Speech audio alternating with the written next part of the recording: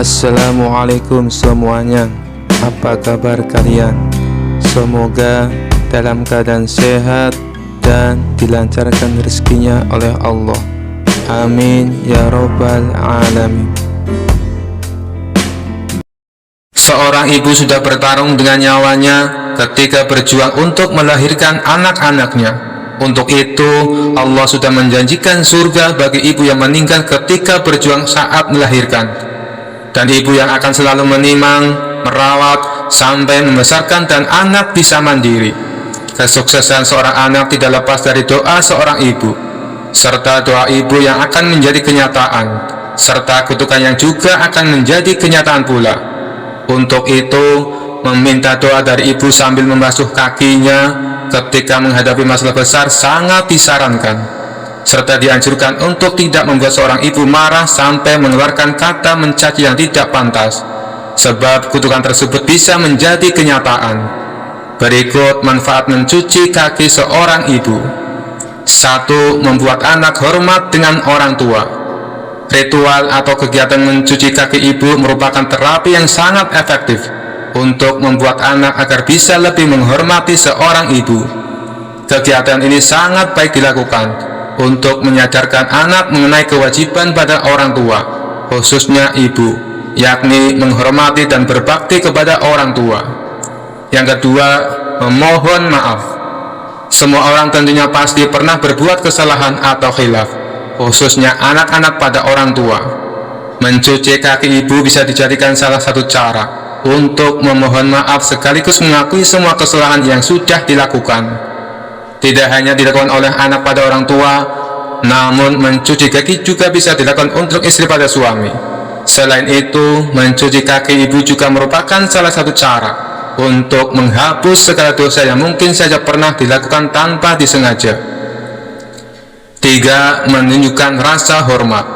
Tidak hanya sebagai bentuk permohonan maaf pada orang tua, namun mencuci kaki ibu juga menjadi bentuk rasa hormat dari anak pada orang tua, sekaligus meningkatkan manfaat komunikasi dalam keluarga. Mencuci kaki ibu dengan cara duduk di hadapan ibu, membungkukkan badan sambil mencuci kaki ibu, menjadi wujud kerendahan seorang anak pada orang tua. Rasa hormat tersebut sebetulnya harus dilakukan sejak dini, dan salah satunya bisa dilakukan dengan cara mencuci kaki ibu. Yang keempat, melestarikan budaya. Mencuci kaki ibu juga sudah menjadi salah satu tradisi dan kebiasaan yang dilakukan di beberapa negara, yang kemudian juga menyebar ke seluruh daerah di Indonesia. Kebiasaan ini sebenarnya sangat baik dilakukan dan harus dilestarikan, terutama karena mencuci kaki ibu bisa memberikan dampak yang positif, sekaligus menjadi pengingat betapa pentingnya untuk menghormati dan menyayangi orang tua, sekaligus untuk melestarikan manfaat adat istiadat. Yang kelima, mendapatkan ridho dari Allah Subhanahu wa Ta'ala. Seperti yang kita ketahui, jika surga ada di telapak kaki ibu, membuat ritual mencuci kaki ibu juga menjadi bentuk untuk menghormati ibu dan mendapatkan ridho Allah Subhanahu wa Ta'ala, dan memberi pengertian lebih dalam terhadap pentingnya manfaat agama dalam kehidupan manusia. Dari Abdullah bin Umar berkata, ridha Allah tergantung pada ridha orang tua, dan murka Allah tergantung pada murka orang tua. Yang keenam, memudahkan rezeki dan panjang umur. Banyak orang berkata, jika mencuci kaki ibu juga bisa dijadikan salah satu jalan untuk memudahkan rezeki dan panjang umur. Selain itu, Anas bin Malik radhiyallahu anhu, Nabi SAW bersabda, siapa yang suka dipanjangkan umur dan ditambahkan rezeki, maka berbaktilah pada orang tua dan sambunglah tali silaturahmi. Hadis riwayat Ahmad. Manfaat mencuci kaki ibu menjadi aktivitas yang baik dilakukan sebagai bentuk rasa hormat pada orang tua, dalam hal ini pada seorang ibu. Dengan ini, maka setidaknya seorang anak bisa menunjukkan rasa hormat, peduli, dan juga kasih sayang pada ibu, karena sudah melahirkan, merawat, dan membesarkan setiap anak-anaknya. Kisah selanjutnya. Cerita Abu Nawas kali ini berawal dari adanya pencuri di kota Baghdad. Si pencuri itu sebenarnya sering tertangkap oleh warga, namun tidak pernah jera dengan perbuatannya. Suatu hari ia mencuri di rumah salah seorang saudagar kaya raya. Ketika sedang menjarah barang-barang berharga, dia kepergok oleh si pemilik rumah. Saudagar kaya tersebut langsung berteriak minta tolong. Ada pencuri, ada pencuri, teriak saudagar kaya tersebut.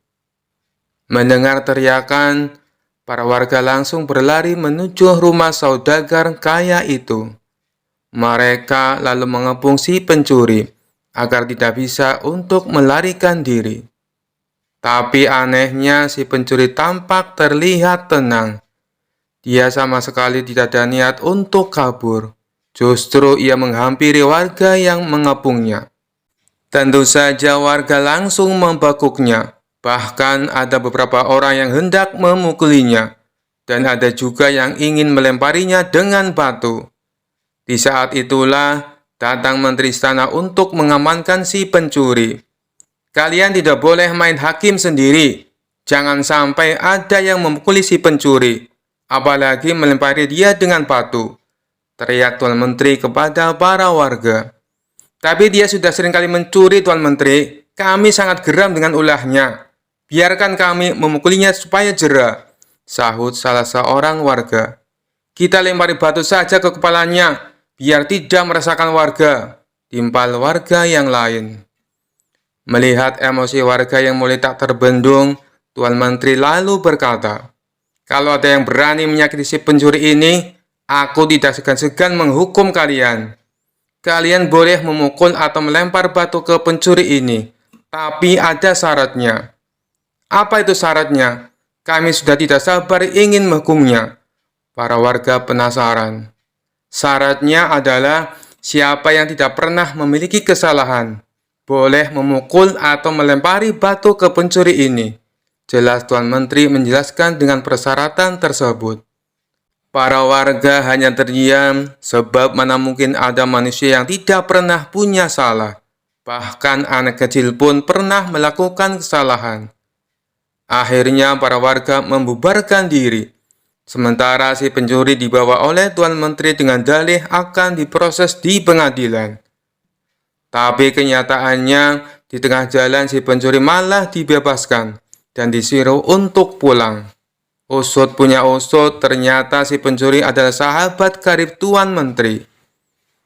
Beberapa hari kemudian si pencuri kembali beraksi dan setiap kali tertangkap warga, Tuan Menteri selalu datang untuk menolong.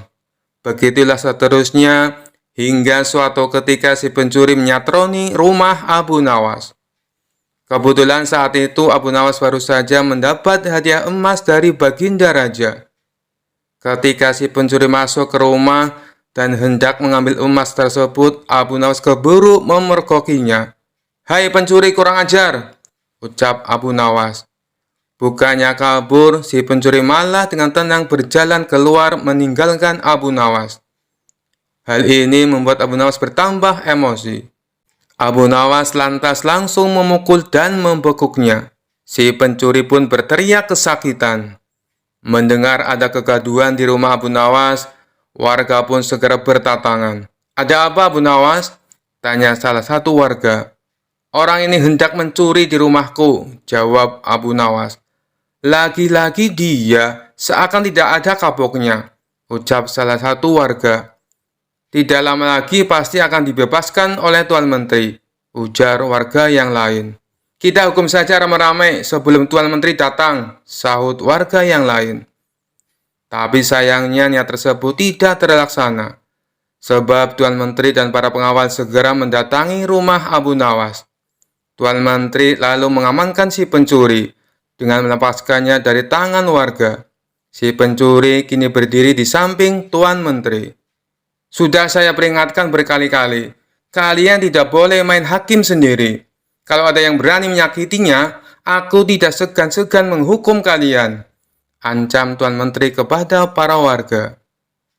Tapi bagi siapa saja yang tidak pernah memiliki kesalahan selama hidupnya, boleh memukul atau melempar batu si pencuri ini. "Ayo silakan, bila kalian merasa sok suci," bentak Tuan Menteri. Mendengar itu, para warga pun terdiam seketika. Tapi tidak bagi Abu Nawas. Diam-diam ia mengambil 2 batu besar, lalu dilemparkan ke arah langit secara bersamaan. Saat 2 batu tersebut kembali turun ke bawah, masing-masing mengenai kepala si pencuri dan Tuan Menteri. Sontak si pencuri langsung pingsan jatuh tersungkur, dan kepalanya keluar darah bercucuran. Begitu juga dengan Tuan Menteri. Meskipun tidak pingsan, dia mengalami sakit yang luar biasa, dan dari kepalanya keluar darah bercucuran yang cukup banyak. "Kurang ajar, siapa yang berani berbuat lancang melempar batu?" teriak Tuan Menteri penuh emosi. Dikarenakan takut menjadi sasaran amukan Tuan Menteri, orang-orang di sana lalu menunjuk bahwa Abu Nawaslah sang pelakunya.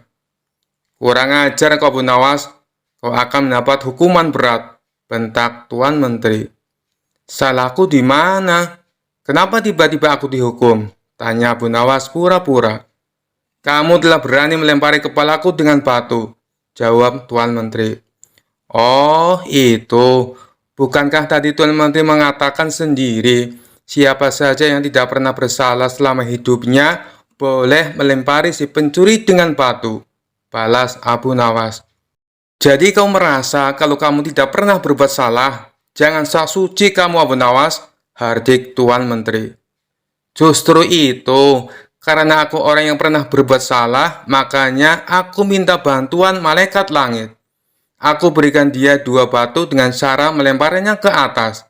Ketika malaikat langit mengembalikan batu itu ke bawah, ternyata yang kena bukan hanya pencuri, tapi Tuan Menteri juga ikut kena. Mungkin malaikat langit lebih tahu bila selama ini Tuan Menteri bersekongkol dengan si pencuri," kata Abu Nawas.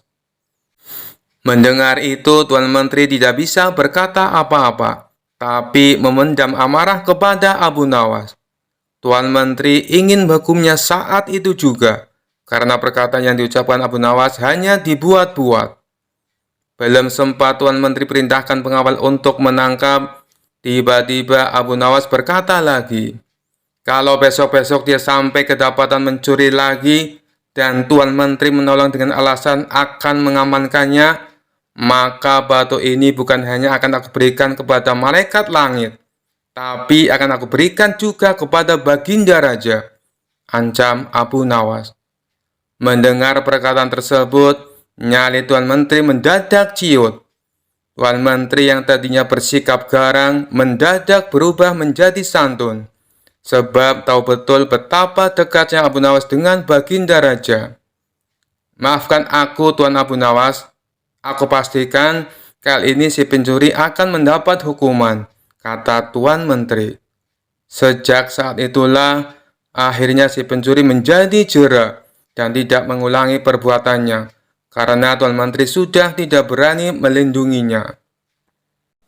Kisah selanjutnya. Dikisahkan Abu Nawas kerap kali mendapat hadiah berupa pundi-pundi uang yang banyak dari Baginda Raja, karena selalu berhasil memecahkan kasus-kasus yang rumit. Rupanya hal ini mengundang rasa iri dengki oleh sebagian hakim istana yang berjumlah 5 orang. Mereka beralasan bahwa menangani kasus sudah jadi pekerjaan para hakim, bukan tugasnya Abu Nawas. Kelima hakim tersebut lalu berkumpul untuk membahas masalah ini. "Enak saja Abu Nawas, dia mendapat hadiah yang seharusnya jadi milik kita," kata salah satu dari mereka. "Benar, ini tak boleh dibiarkan. Ayo, kita ajukan protes kepada Baginda Raja," sahut yang lainnya. Maka kelima hakim ini menghadap Baginda Raja dan menyatakan keberatannya. Mendengar keluhan mereka, Baginda Raja menanggapinya dengan bijak. "Kalian kan sudah mendapat gaji tiap bulannya, sedangkan Abu Nawas tidak mendapatkan. Jadi wajar kalau aku memberinya hadiah. Itu sebagai rasa terima kasih karena telah membantu menyelesaikan masalah," tutur Baginda Raja. "Tapi itu kan seharusnya sudah menjadi tugas kami. Kenapa Paduka berikan kepada Abu Nawas?" protes salah satu hakim. Saya tahu kalian orang pintar dan berpendidikan, tapi kasus yang aku percayakan pada Abu Nawas butuh kecerdasan dan kebijaksanaan, terang Baginda Raja. Soal kebijaksanaan, kami juga bisa, Paduka Yang Mulia, ujar mereka. Karena mereka bersikukuh dengan pendiriannya, akhirnya Baginda Raja membuat sebuah tantangan. Baiklah, akan saya uji kalian dengan kasus yang sederhana. Jika kalian bisa memecahkannya, saya tidak akan lagi meminta bantuan Abu Nawas, kata Baginda Raja. Kemudian Baginda Raja perintahkan pelayan untuk membawakan papan tulis. Lalu di papan tulis tersebut Baginda Raja menggambar garis dengan panjang 100 cm. Sekarang, masing-masing dari kalian maju dan perpendek garis ini, perintah Baginda Raja. Hakim pertama maju ke depan. Ia menghapus 20 cm dari garis itu, dan kini menjadi 80 cm. Selanjutnya, Baginda Raja mempersilakan hakim kedua untuk melakukan hal yang sama. Ia pun menghapus garis sepanjang 20 cm, dan garis tersebut kini menjadi 60 cm. Hakim ketiga dan hakim keempat pun maju ke depan. Mereka berdua melakukan hal yang sama, hingga garis itu tinggal 20 cm. Tibalah giliran hakim yang kelima. Ia terlihat kebingungan, tak tahu harus bagaimana. Kemudian Baginda Raja bertanya, "Apakah engkau akan melakukan hal yang sama seperti kawanmu? Kalau demikian, garisnya akan hilang. Padahal yang aku minta perpendek garisnya, bukan menghilangkan garisnya. Tapi kalau hanya menghapus 10 cm, berarti kau telah berbuat tidak adil, karena keempat kawanmu menghapus 20 cm. Lalu, bagaimana caramu memecahkan masalah ini? Kalau engkau kebingungan, silakan kamu tanya pada keempat kawanmu," ujar Baginda Raja. Kelima hakim tersebut mulai berpikir keras untuk mencari solusinya. Setelah sekian lama berpikir, mereka tak kunjung mendapatkan jawaban. "Ampun Paduka Yang Mulia, kami tidak tahu cara memecahkan masalah ini," kata mereka. "Baiklah, kalau kalian sudah menyerah, maka aku akan panggil Abu Nawas kemari." Singkat cerita, datanglah Abu Nawas. Ia lalu diperintah Baginda Raja untuk menyelesaikan masalah yang diberikan kepada 5 hakim tersebut. Tanpa pikir panjang, Abu Nawas langsung melaksanakan perintah Baginda Raja. Ia tidak menghapus garis yang tersisa 20 cm. Akan tetapi, ia menggambar garis yang baru, yang panjangnya 120 cm. Garis tersebut lebih panjang daripada garis yang pertama yang dibuat oleh Baginda Raja. Setelah Abu Nawas selesai dengan tugasnya, Baginda Raja lalu berkata kepada mereka, "Kalian lihat sendiri kan, bagaimana cara Abu Nawas menyelesaikan masalah untuk membuat garis menjadi pendek. Kalian tak perlu menghapusnya, cukup membuat garis baru yang lebih panjang. Maka garis pertama akan menjadi lebih pendek dengan sendirinya." Mendengar hal itu, kelima hakim tersebut menyadari akan kekeliruannya dan mengakui kecerdasan Abu Nawas akan sifat bijaknya dalam menyelesaikan sebuah masalah. Kisah selanjutnya. Dikisahkan Abu Nawas mempunyai seekor burung nuri yang cantik. Tiap pagi dan sore, Abu Nawas rajin memandikan burungnya. Pada suatu ketika, Baginda Raja Harun al-Rasyid bertandang ke rumah Abu Nawas. Kedatangan Paduka Raja yang tiba-tiba itu membuat Abu Nawas kaget. Pasalnya di rumah Abu Nawas tidak tersedia makanan untuk menjamu sang raja. "Tidak usah repot-repot Abu Nawas, saya hanya mampir sebentar. bagaimana kabarmu? Lama sekali kamu tidak ke istana, ucap sang raja. Alhamdulillah, keadaan saya baik-baik saja, Paduka, balas Abu Nawas. Paduka Raja mengamati sekeliling rumah Abu Nawas. Saat matanya tertuju ke pojokan rumah, Paduka Raja melihat seekor burung nuri di dalam sangkar. Kamu sekarang memelihara burung, wahai Abu Nawas? Tanya sang raja. Betul sekali, Paduka yang mulia, jawab Abu Nawas.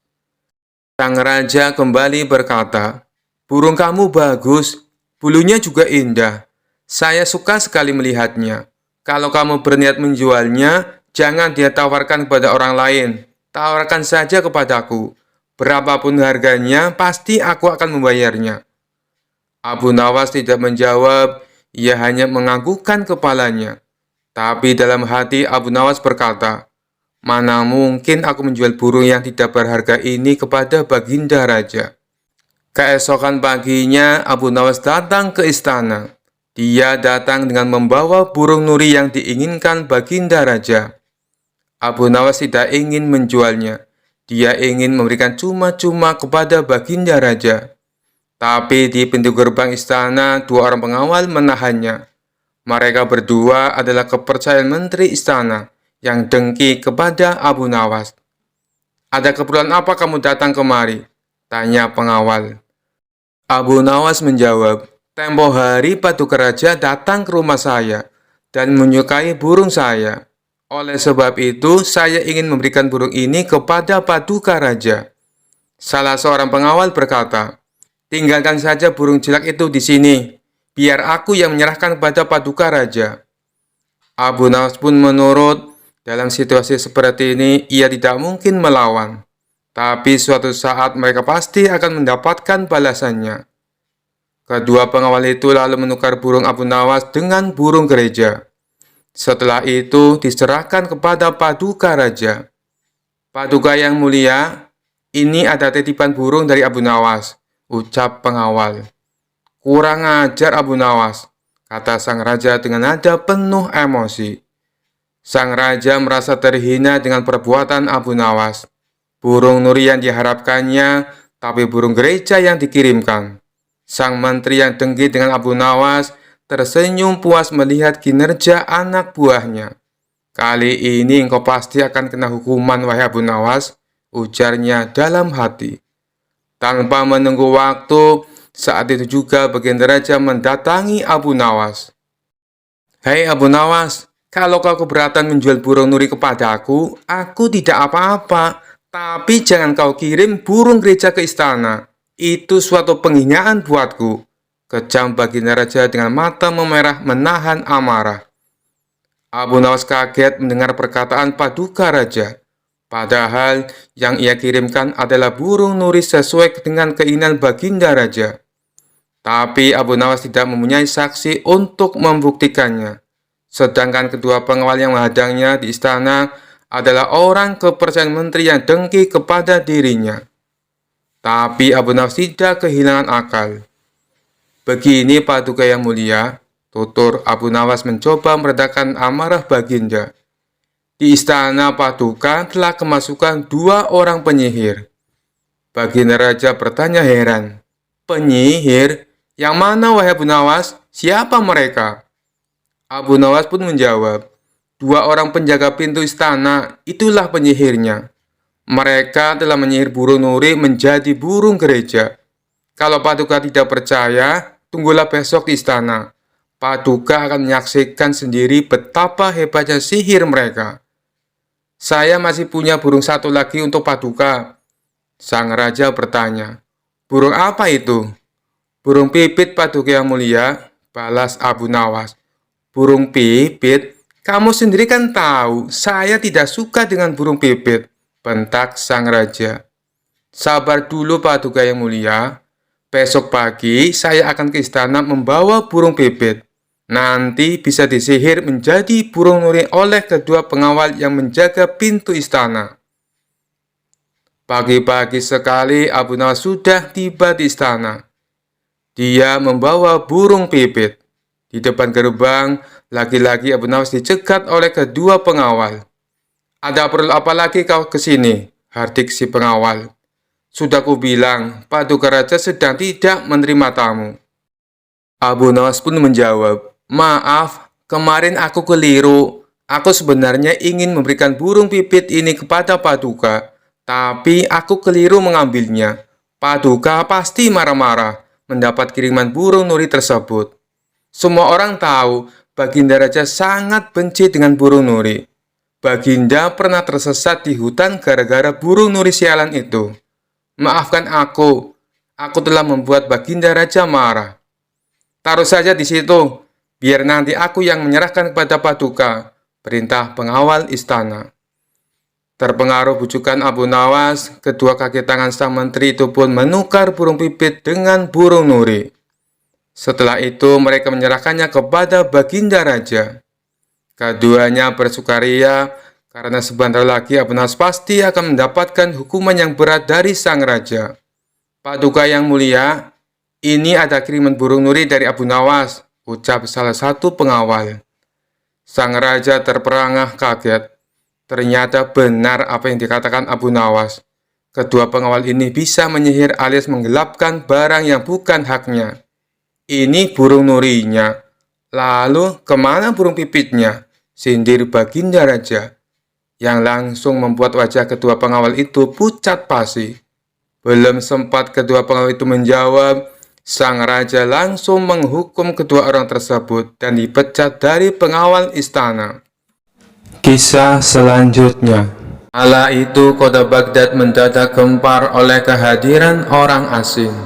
Persoalannya bukan pada orangnya, melainkan orang asing tersebut tidak mempercayai adanya Tuhan. Bukan hanya itu, ia juga menantang orang-orang muslim berdebat mengenai adanya Tuhan. Kabar ini pun sampai ke telinga Baginda Raja. Karena dianggap bikin resah masyarakat, orang asing ini lalu dipanggil ke istana. Apa tujuanmu membuat onar di negeri kami? Tanya Baginda Raja. Orang asing ini menjawab, untuk apa mengaku bertuhan kalau tidak bisa menjawab pertanyaanku? Kemudian Baginda Raja bertanya kembali, apakah kamu tidak percaya adanya Tuhan? Dengan tegas orang itu menjawab, tentu saja saya tidak percaya adanya Tuhan, dan saya juga tidak percaya adanya akhirat. Mendengar itu Baginda Raja sempat terkejut. Tapi saya dan rakyatku percaya adanya Tuhan. Berarti keyakinan kita berbeda. Jadi jangan ganggu rakyatku, tegas Baginda Raja. Kalau Paduka Raja percaya adanya Tuhan, bisakah Paduka menjawab 3 pertanyaanku? Tanya orang asing tersebut. Silahkan, balas Baginda Raja. Pertanyaan pertama, orang Islam meyakini bahwa dunia dan seisinya adalah ciptaan Allah. Lalu, siapakah yang menciptakan Allah? Bukankah sesuatu yang ada pasti ada penciptanya? Pertanyaan yang kedua, katanya di dalam surga manusia tidak akan berak ataupun kencing, sedangkan mereka makan dan minum setiap hari. Bagaimana mungkin ini bisa terjadi? Padahal segala sesuatu yang akan dimasukkan pasti akan keluar, entah itu dengan bentuk yang lain.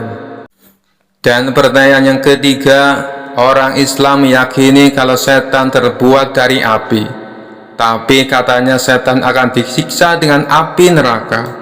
Mana mungkin api bisa menyakiti api?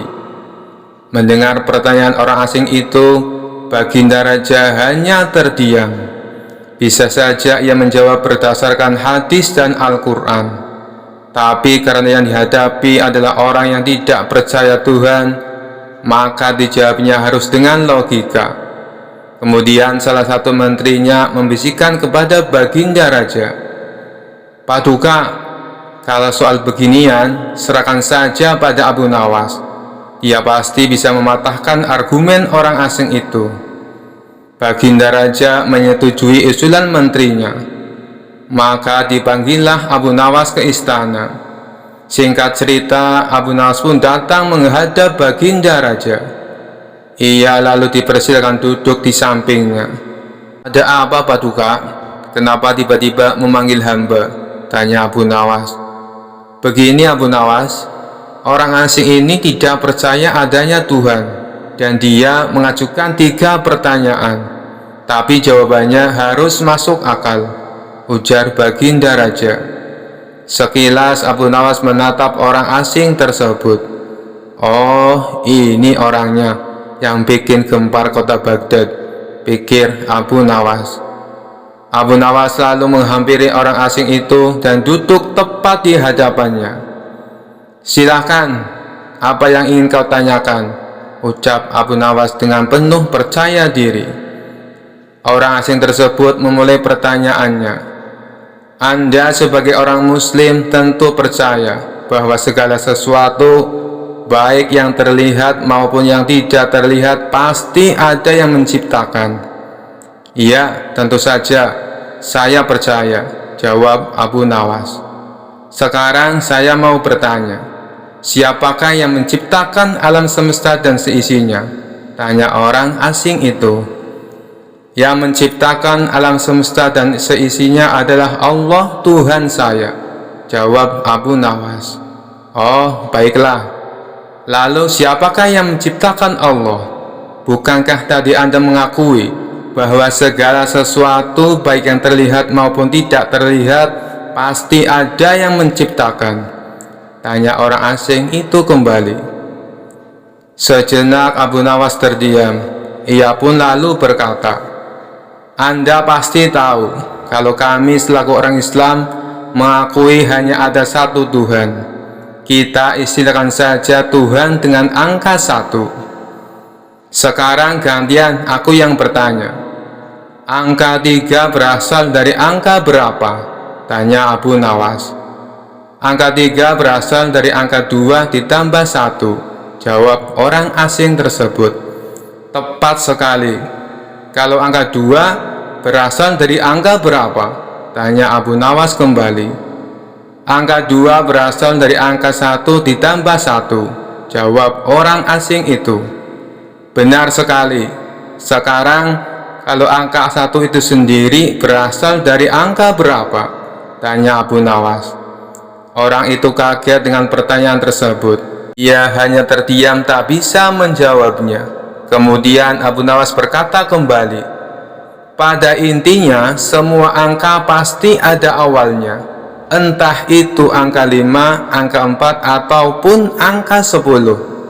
Dan angka-angka tersebut diibaratkan alam semesta ciptaan Allah. Apabila kamu bertanya siapa yang menciptakan Allah, sama halnya saya bertanya dari mana angka 1 itu ada. Kamu pasti tidak akan bisa menjawabnya," jelas Abu Nawas. Orang itu pun langsung terdiam merenungi kata-kata Abu Nawas. "Untuk jawabanmu atas pertanyaanku yang pertama masuk akal juga. Sekarang pertanyaan yang kedua. Kalian sebagai muslim pasti meyakini kelak hidup di surga tidak akan berak dan kencing. Padahal di sana kalian makan dan minum setiap hari. Mana mungkin itu bisa terjadi? Jelaskan padaku," tanya orang asing tersebut. "Baik, akan saya jelaskan. Selama kamu dalam kandungan rahim ibumu, tentunya kamu makan dan minum, bukan? Karena menurut ilmu medis, seorang janin memakan sesuatu yang dimakan ibunya. Lalu ketika kamu dalam kandungan ibumu selama 9 bulan, apakah kamu pernah berak ataupun kencing?" Untuk kedua kalinya pertanyaan orang asing itu bisa dijawab dengan mudah oleh Abu Nawas. "Baik, jawabanmu masuk akal. Sekarang pertanyaan terakhir. Kalian sebagai muslim pasti meyakini kalau setan terbuat dari api dan neraka juga terbuat dari api. Tapi yang membuat saya heran, katanya setan akan disiksa dengan api neraka. Mana mungkin api bisa menyakiti api? Itu hal konyol yang pernah saya dengar," ujar orang asing tersebut. "Bisakah kamu menjelaskannya?" tanyanya kemudian. "Sebelum aku menjawab pertanyaan yang terakhir, aku ingin kita saling berjanji. Apapun jawabannya, kamu tidak boleh marah, pinta Abu Nawas. Tentu saja saya tidak akan marah, apalagi kalau jawabannya masuk akal, balas orang asing tersebut. Tiba-tiba Abu Nawas menampar pipi orang asing itu dengan sangat keras. Baginda Raja dan orang-orang yang hadir terkejut dibuatnya. Hei, apa-apaan ini? Kalau tidak bisa menjawab, jangan emosi, apalagi sampai main pukul kayak gini, protes orang asing itu. Siapa yang emosi? Itu tadi adalah jawaban saya. Apakah tadi kamu merasakan sakit? Tanya Abu Nawas. Tentu saja saya sakit, jawab orang itu sambil memegang pipinya. Coba kamu perhatikan tangan saya. Bukankah tangan saya terbuat dari tulang dan daging? Begitu juga dengan pipi kamu. Tapi ketika tangan saya ditamparkan ke pipi kamu, kamu langsung kesakitan. Itulah gambaran sederhana. Kalau api neraka bisa menyakiti setan, setan pasti akan merasa kesakitan, meskipun ia sama-sama terbuat dari api, kata Abu Nawas menjelaskan. Orang tersebut lalu terdiam. Ia tak bisa membantah argumen Abu Nawas. Sementara Baginda Raja dan orang-orang istana kagum atas kecerdikan Abu Nawas. Sekian dulu perjumpaan kita kali ini. Sampai bertemu lagi di kisah-kisah selanjutnya. Terima kasih yang sudah subscribe dan setia menonton channel ini. Wassalamualaikum warahmatullahi wabarakatuh.